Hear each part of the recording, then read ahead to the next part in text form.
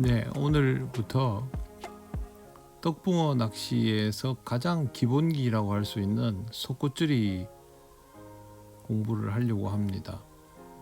조금씩 나뉘어질 수도 있겠고요. 실제로 낚시를 하는 걸 보면 속꽃줄이를 많이 할 수밖에 없죠. 근데 기본기에 충실하지 않게 낚시를 하는 분들이 정말 많아요.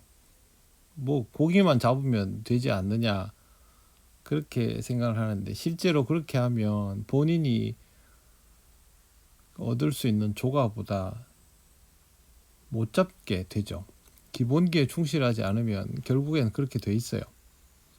그러다 보면 고기가 많이 나온다 하는 곳만 가게 되고, 좀 어려운 곳은 피하려 하고, 또 상황의 변화가 생겨버리면 쉽게 포기하고, 그래서 뭐 낚시 가가지고 1시간 던져보고 입질 없으면 일어나서 가고 자리 옮기고, 그런 상황에서는 뭘 해야 될지 이런 건 아예 생각을 안 하는 거죠.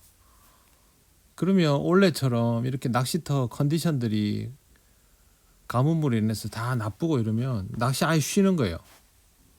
다른 거 하고 있다가 이제 사람들이 고기 나온다 그러면 가고, 아마 그런 분들이 굉장히 많을 거예요. 그렇게 하면 이 낚시는 재미없어요. 금방 실증 납니다. 이거는 어차피 내 실력은 빤하고 그 이상은 못 잡을 거고, 그러면 뭐 그냥 고기 나올 때만 잡으러 가고, 저는 이 낚시를 그렇게 권하고 싶지 않아요. 그러면 이게 다른 낚시와의 차이가 없잖아요. 제가 알고 있는 떡붕어 낚시는 우리가 접해본 어떤 낚시와도 다릅니다. 그리고 종합적이고 깊이가 있고 실질적으로 잘 잡히고, 마리수 조과는 뭐 어떤 낚시하고도 비교할 수 없죠. 그래서 저는 이 낚시를 참 좋아하는데, 여러분들도 이걸 하려면 제대로 익혀가면서 하시면 좋겠어요. 초보자분들도 많이 계시고 해서 제가 한 번은 이런 작업을 하려고 마음먹고 있었는데 요번에 한번 그렇게 하려고 합니다.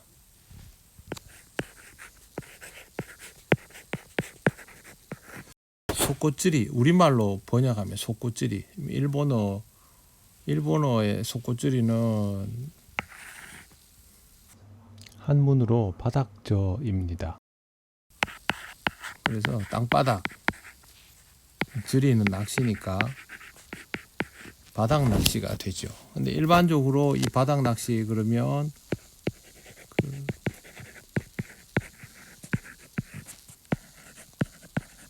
토종붕어 올림 낚시를 먼저 생각하기 때문에 바닥 낚시라고 부를 수가 없는 거예요. 그렇지 않으면 그냥 바닥 낚시라고 불렀겠죠. 구별하기 위해서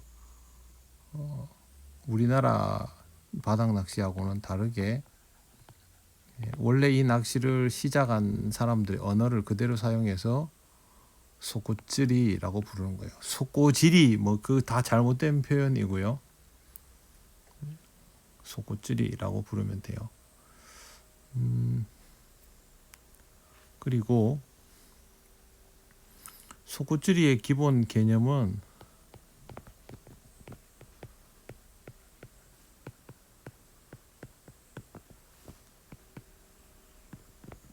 바닥에 붙은 먹이를 떡붕어가 먹도록 하는 낚시예요. 그래서 바닥에 붙은 먹이가 뜬다 그러면 속꽃줄이가 아니게 돼요. 바닥층을 공략할 수도 있잖아요. 그죠?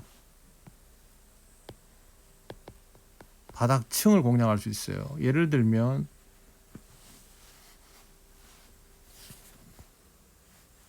수심을 재 가지고 바닥에 먹이가 닿는단 말이에요. 근데 이걸 닿고 난 이후를 공략하는 게 아니고, 편납이 여기서부터 이렇게 내려오는 구간이 있죠. 이 구간을 공략하면 이거는 속고줄이가 아닙니다. 이거는 초이길이나 뭐 속고 길이길이라고 해서 바닥 탄화를 공략하는 띄울 낚시 같아요. 속고줄이는 한 바늘이 닿던 두 바늘이 닿던 바닥에 먹이가 닿고 공략하는 게 속고줄이에요. 그러면 뭐 낙하 중에 뭐 하면서 오아세 속고라고 들어보셨죠? 예. 빠른 입질을 공략하는 오아세 속고. 이것도요. 바닥에 닿자마자 들어오는 입질을 공략하는 거지 닿기 전에 공략하지 않아요. 닿기 전에 낙하도 착지도 안 됐는데 챔질하는 거는 그거는 속고가 아니고 띄울 낚시입니다. 내림에서는 뭐 붙었던 떨어졌던 뭐든 뭐 그냥 그 다 내림이다 이렇게 해서 하지만 우리는 그렇게 하지 않고요. 초이 길이와 오아세 속고는 그게 다릅니다. 초이 길이는 떠 있는 먹이를 이 떠 있는 구간을 공략하는 거고 오아세는 바닥에 탁 붙는 타이밍 거기서 되돌림 살짝 일어나는 정도까지. 그 다음에 일반적인 속고줄이는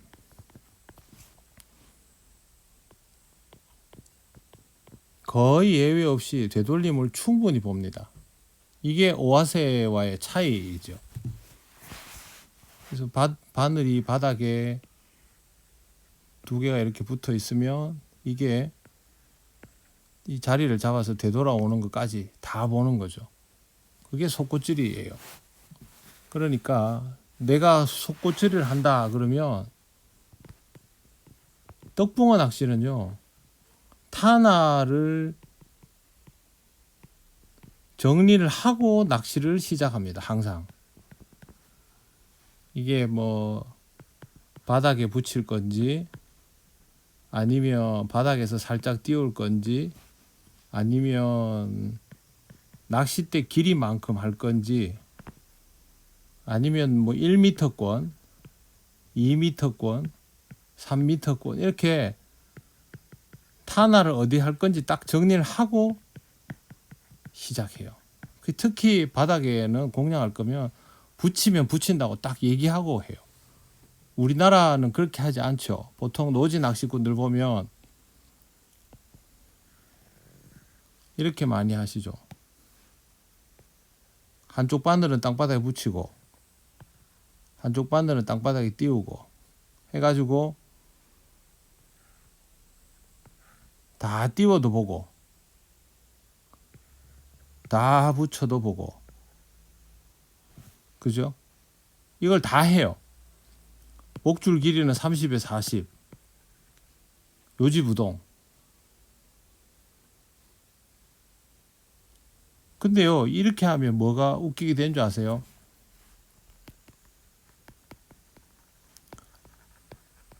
헛방 대처가 안 됩니다. 왜 헛방 대처가 안 되느냐 하면 이 경우 특히 이게 헛방 났는지 이게 헛방 났는지 구별을 못 해요. 그러면 내가 낚시를 찌를 읽고 상황을 알고 대응을 해야 되는데 이 대응하는 게 아니고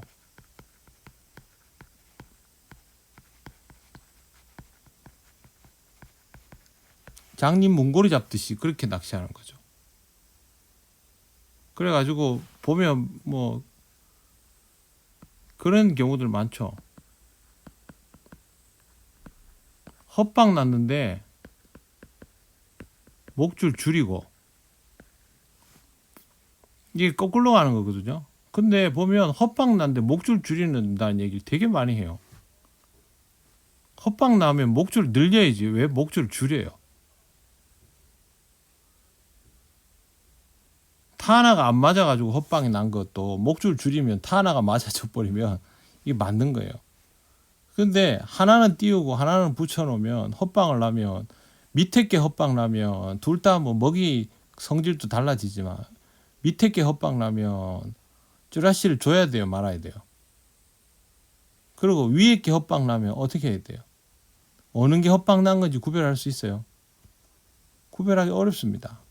그래서 여러분들 보시면 일본 사람들은 이런 식의 공략을 일반적으로는 거의 안 합니다. 왜? 이게 헛방 난지 이게 헛방 난지 분간도 안 가는데 대응도 안 되는데 뭐 하다 보면 잡히면 그만이지. 그러면 하는 거죠. 이거를 했는데 고기가 잡히더라. 잡히죠, 당연히. 노지는요, 고기가 집어가 되면 별짓을 해도 다 잡혀요. 떼고기가 몰려오면 그냥 목내림만 시키면 다 잡혀요. 그걸 가지고 답이라고 그러면 안 돼요. 답은 뭐냐 하면 잘 안 될 때 대응을 했더니 되더라. 이러면 답이죠. 근데 막 애들이 흥분하고 막 산란하고 미쳐 날뛰어가지고 윗바늘도 먹고 아랫바늘도 먹고 대충 막 뉘어놔도 먹고 딱딱한 밥도 먹고 뭐든 다 먹고 이건 대응이 아니죠. 이건 뭐냐 하면요,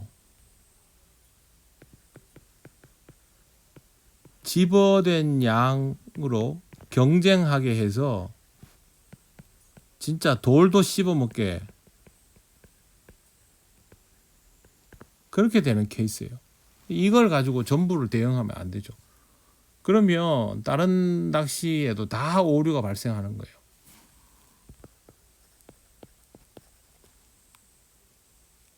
목줄요, 헛방 나면 줄이는 게 아니고 늘려야 돼요.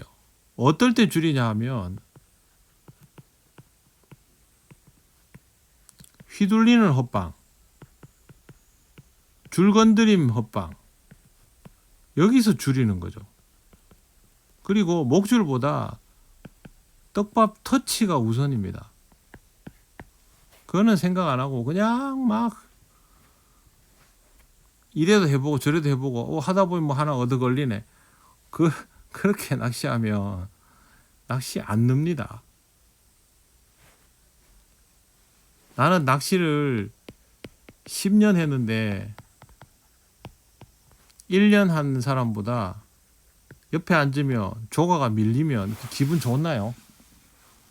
기분 안 좋지. 저는 기분 안 좋아요. 그러면 내가 그동안 낚시했는 조력이 얼만데 내가 왜 1년짜리 낚시인보다 조가가 못해?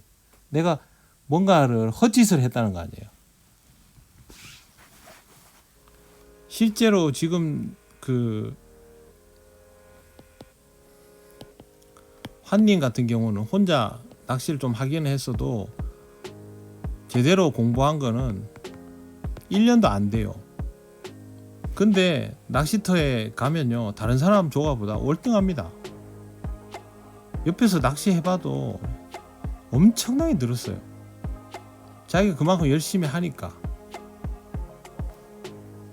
갈림이나 환님이 다른 데 가서 다른 분들하고 해서 조가가 밀리는 일은 없어요. 낚시 시간의 양보다 질이 더 좋기 때문에 그런 거예요.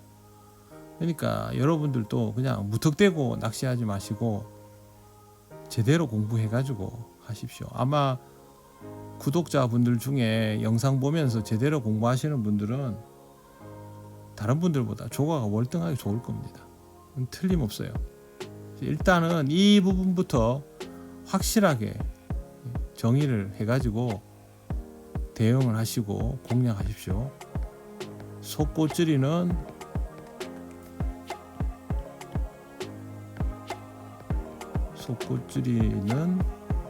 먹이를 바닥에 붙여서 공략하는 낚시, 그리고 타나를 확정하고 낚시한다는 거 꼭 기억을 하십시오. 자, 우선은 여기까지 하겠습니다.